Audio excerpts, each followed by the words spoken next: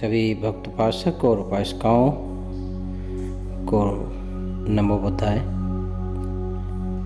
आज हम सभी भगवान बुद्ध के द्वारा बताए हुए उपदेशों में से एक विशेष उपदेश, जिसको कि बौद्ध जगत में महामंगल सूत्र के नाम से जाना जाता है, इसको समझेंगे।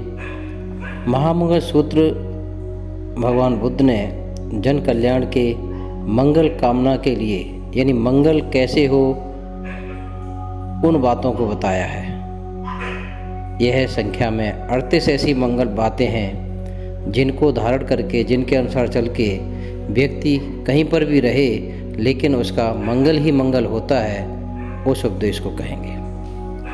कृपया आप लोग अच्छे से सुनते हुए अपने जीवन में पालन कर अपना मंगल अवश्य साधें। इस महामंगल सूत्र का प्रवचन तथागत बुद्ध ने अनाथ पिंडक के द्वारा बनाए हुए जेतवन विहार में दिया था। आज के समय में जेतवन विहार श्रावस्ती जिले में पड़ता है। तो इस सूत्र को समझें और अपने जीवन में इसका उपयोग करें। नमो तस्से भगवतो अरहतो सम्मा सम्बुद्दस्स। नमो तस्से भगवतो अरहतो सम्मा सम्बुद्दस्स। नमो तस्से भगवतो अरहतो सम्मा सम्बुद्दस्स। एवं मे सुतं एकं समयं भगवा सावत्यं विहरति जेतवने अनाथपिण्डकस्य आरामे। अथ को अन्यतरा देवता अविकन्तायरत्या। अविकन्तवन्ना केवलकपं जेतवनङ्गो वासित्वा येन भगवतेनुपसङ्कमि। उपसङ्कमित्वा भगवन्तं अभिवादयित्वा एकमन्तं 88 एकमन्तं तिताकोसा देवता भगवन्तं गाथाय जवासि। बहुदेवा मनुष्या च मङ्गलानि अचिन्तयन् आकाङ्क्षमाणाशोत्थानं ब्रूहि मङ्गलमुत्तमम्। अभी तक जो पाली में कहा गया, इसमें हमने सबसे पहले कहा नमो तस्से भगवतो अरहतो सम्मा सम्बुद्दस्स, अर्थात मैं उन सम्यक संबुद्ध को प्रणाम करता हूँ, नमस्कार करता हूँ, ऐसा हमने 3 बार कहा। उसके उपरांत महामंगल सूत्र के प्रारंभ में हमने कहा एवं मे सुतं एकं समयं भगवा सावत्यं विहरति जेतवने अनाथ पिण्डकस्य आरामे। इस उपदेश को भगवान बुद्ध जब उपदेश बोला करते थे तो उनके शिष्य यानी बौद्ध भिक्षु उनको कंठस्थ याद कर लेते थे। भगवान बुद्ध के महापरिनिर्वाण के बाद जब बौद्ध संगीति हुई, बौद्ध सम्मेलन हुआ, तब भिक्षुओं ने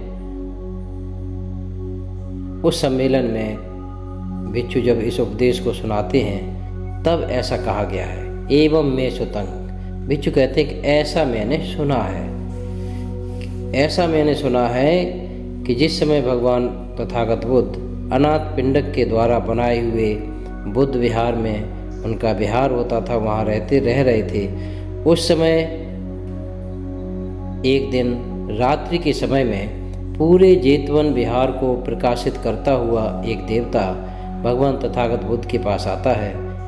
एक ओर खड़ा होकर के प्रणाम करके एक ओर खड़ा हो जाता है और खड़े होकर के वह गाथा के द्वारा पूछता है बहुदेवा मनुष्या च मंगलानि अचिन्तयन् आकाङ्क्षमाणाशोत्थानं ब्रूहि मङ्गलमुत्तमम्। वह पूछता है कि कल्याण की आकांक्षा रखते हुए, यानी मंगल की भावनाओं को रखते हुए बहुत से देवताओं और मनुष्यों ने यह जानने का प्रयास किया है कि हमारा मंगल किन किन बातों के द्वारा हो सकता है, वह कौन सी उचित बातें हैं जिनके द्वारा हमारा मंगल ही मंगल हो, अमंगल हो ही नहीं। तो कृपया आप बतावें वह उचित बातें क्या होती हैं। ऐसा उस देवता ने भगवान से आग्रह किया और पूछा।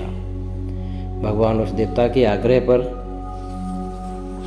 उन मंगल की बातों को बताते हुए गाथाओं के द्वारा बताते हैं। पहली गाथा में कहते हैं, असेवना च बालानं पंडितानं च सेवना पूजा च पूजनीयानं एतं मंगलमोत्तमं। भगवान कहते हैं कि असेवना च बालानं, कि व्यक्ति को चाहिए कि मूर्खों की संगति न करे, विद्वानों की संगति करे। पंडितानं च सेवना, संगति करे तो किसकी करे? विद्वानों की संगति करे। पूजा च पूजनीयानं एतं मंगलमोत्तमं, और पूजनीय व्यक्तियों की पूजा करे। देखो, आप सभी को पता है कि संगति का असर पड़ता है। अगर आप अच्छे लोगों के साथ रहेंगे तो आप में अच्छे गुणों का विद्वान होंगे।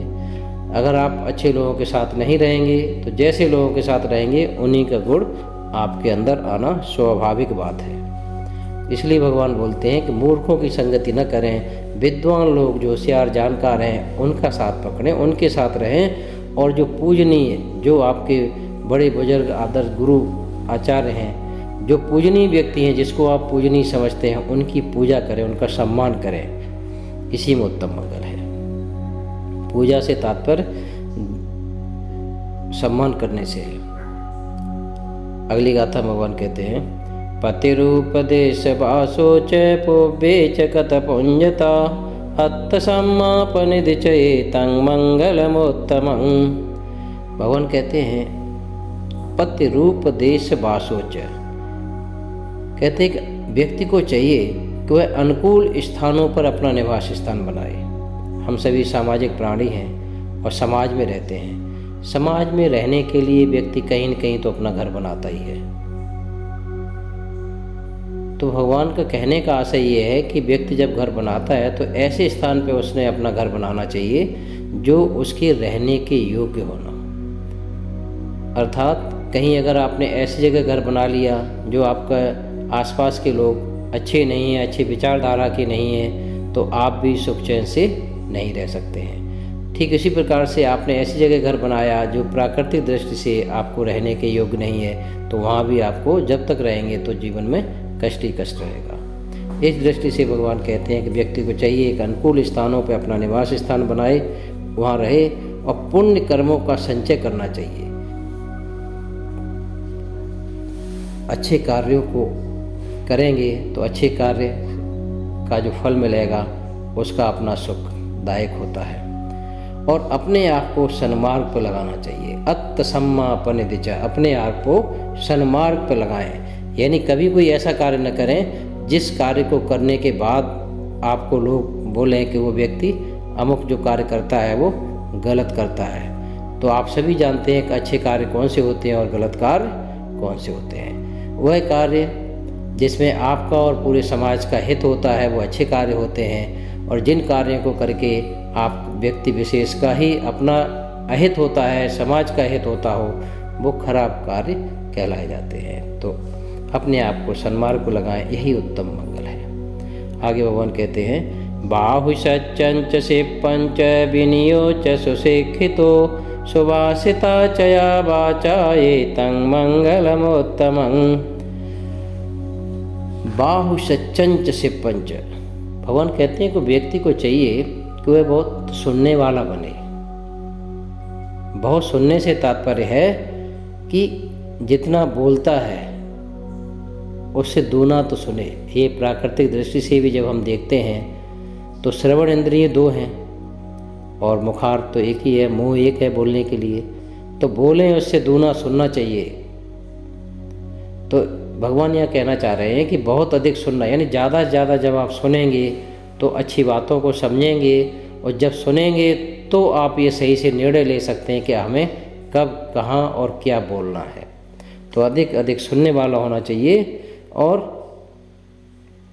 शिव पंच यानी शिल्प कला, अधिक से अधिक शिल्प कला सीखना चाहिए।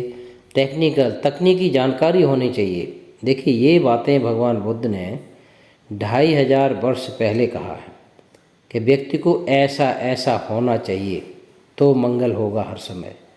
तो जो 2500 वर्ष पहले जो बात कही आज भी वही है।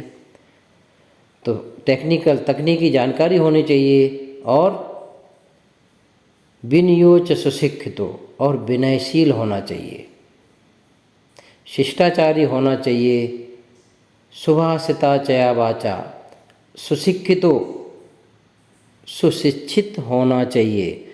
सुशिक्षित तात्पर्य है यहाँ किताबी ज्ञान से नहीं है, सुशिक्षित, सु माने स्वशिक्षित, यानी व्यक्ति को किताबी ज्ञान होने के बाद यह समझ में आना चाहिए कि हमें कब कहाँ क्या बोलना है, क्योंकि विवाद का प्रारंभ वाणी से ही होता है। जब हम जिस समय जिस जगह जो नहीं बोलना हो वह जब हम बोल देते हैं तो झगड़ा होने का प्रारंभ वहाँ से हो जाता है। तो ऐसा नहीं करना चाहिए। सुशिक्षित, अपने से जानना समझना चाहिए कि हम कब कहाँ क्या बोलते हैं तो क्या परिणाम मिलता है। तो अगर ये समझ आ जाएगी तो सुशिक्षित हो गया व्यक्ति। और सुभाषिणी होना चाहिए, जो भी वाणी बोले वो अच्छा मधुर वाणी बोलने वाला बनना चाहिए, इसी में उत्तम मंगल है। आगे भगवान कहते हैं, माता पितु उपट्ठानं पुत्रदारस्य संगहो अनाकुलाचकं मंताये तं मंगलमोत्तमं। माता पितु उपट्ठानं, भगवान कहते हैं कि व्यक्ति को चाहिए कि वो अपने माता पिता की भरपूर सेवा करनी चाहिए। जिसकी वजह से आप इस धरा पे आए हैं उनकी जितनी सेवा हो जाए उतनी कम है, तो उनकी सेवा करनी चाहिए। और आपके साथ जुड़े हुए आपके पुत्र पुत्री और स्त्री का उचित भरण पोषण पालन करना चाहिए और अनाकुल काम करना चाहिए। अनाकुलाच कम मनता ये तंग मंगलमोत्तम, अर्थात कभी कोई ऐसा कार्य न करें करने के बाद आप स्वयं दोषी ठहराए जाएं और आपकी वजह से आपके परिवार की मान मर्यादा भी धूमिल हो। यानी परिवार पर को भी दोषी ठहराया जाए कि अमुक व्यक्ति उस परिवार का है जिसमें कि व्यक्ति को अच्छी शिक्षा ही नहीं मिली, अच्छा आचरण नहीं मिला, जिस वजह से व्यक्ति का आचरण खराब हो गया है। तो अनाकुल काम करना चाहिए, इसी में उत्तम मंगल है। साथियों, महामंगल सूत्र का अगला पाठ हम पार्ट 2 में करेंगे। अभी तक इतना ही। साधु साधु साधु।